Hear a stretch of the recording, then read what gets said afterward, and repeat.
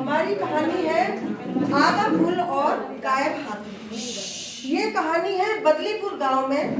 एक लड़का था विवेक। वो बहुत मोटा और काला था। इस वजह से वो हमेशा उदास रहता था। वह हमेशा महावत खूबीलाल जैसा दिखना चाहता था। महावत कौन होता है? जो हाथी पे बैठा के सवारी कराता है और उसको उसके बदले में पैसे मिलते हैं। तो उसका नाम था खूबीलाल। वो उसके जैसे दिखना चाहता था, क्योंकि जो खूबीलाल था उसका लंबा कद था और लहराते बाल, कसरती शरीर था।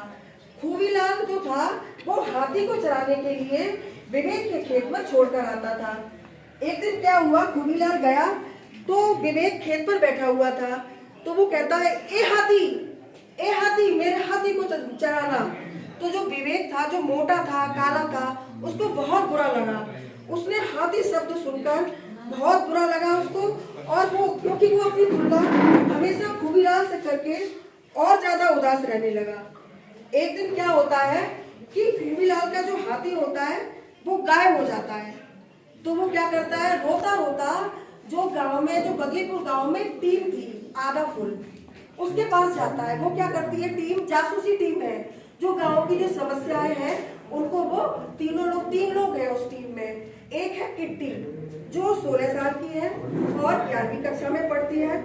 उसका गुण है, उसमें जोश भी है और होश भी है। उसके लिए कोई काम करना इम्पॉसिबल नहीं है। दूसरा है अदरक जो 15 साल का है और वो कक्षा 7 में पढ़ने के बाद उसने पढ़ाई छोड़ दी, लेकिन वो 1 नंबर का जुगाड़ू है। और तीसरी है तारा, उसकी उम्र है 12 साल, जो कक्षा 7 में पढ़ती है।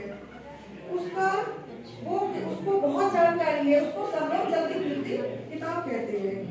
तो जब वो खूबीलाल था वो उस टीम के पास पहुंचा तो टीम ने पूछा, क्या हुआ खूबीलाल, क्यों रो रहे हो? तो खूबीलाल ने कहा, मेरा हाथी गुम हो गया है। टीम के पूछने पर खूबीलाल ने बताया, मैं रोज एक मोटे से काले से लड़के विवेक है उसके खेत में अपने हाथी को चराने के लिए ले जाता हूँ। इतना सुनने पर किट्टी ने कहा, तुम्हें किसी को ऐसे नहीं चराना चाहिए। इससे सुनने वाले पर कितना बुरा असर होता है, उसका सारा आत्मविश्वास खो जाता है।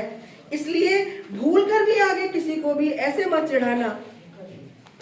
सब लोग विवेक के घर जाते हैं। विवेक से पूछने पर विवेक कहता है कि विवेक से जब सब लोग पूछते हैं कि तुमने हाथी देखा, तुम्हारे खेत पर गया था, तो विवेक ने कहा, वह तो वहां से कब का निकल गया। तो खूबीलाल रोने लगा और फिर आधा जो फुल टीम थी उससे अपने हाथी वापस लाने के लिए कहने लगा कि मुझे कुछ नहीं पता, मुझे अपना हाथी वापस चाहिए।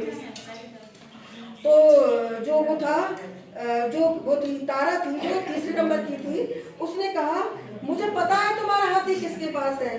तो खूबीलाल ने कहा, किसके पास? तो तारा ने कहा, विवेक के पास। तो अदरक जो था उसने कहा, क्या सबूत है तुम्हारे पास? तो किट्टी कहती है, सबूत विवेक के घर पर ही मिलेगा। चारों लोग फिर विवेक के घर गए। खूबीलाल विवेक को देखकर कहता है, वो रहा हाथी।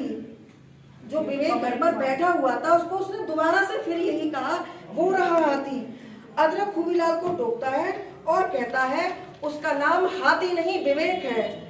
किट्टी विवेक से पूछती है कि विवेक, क्या तुमने खूबीलाल का हाथी देखा है? फिर से बताओ। तो विवेक कहता है, मुझे कुछ नहीं पता, और वह वहां से भाग जाता है। किट्टी और अदरक उसके पीछे दौड़ते हैं और उसको दौड़कर पकड़ लेते हैं। फिर विवेक कहता है, फिर जब वो उसको समझाते हैं, फिर वो विवेक कहता है, मुझे बहुत बुरा लगता है जब मुझे यह हाथी कह के बुलाता है। मैं सांवला भी हूँ अदरक की तरह। जो आधा फुल टीम का जो अदरक था वो भी सांवले रंग का था। विवेक की बात सुनकर सभी लोग उदास हो जाते हैं। फिर किट्टी, तारा और अदरक ने सभी ने मिलकर उसको बहुत समझाया विवेक को।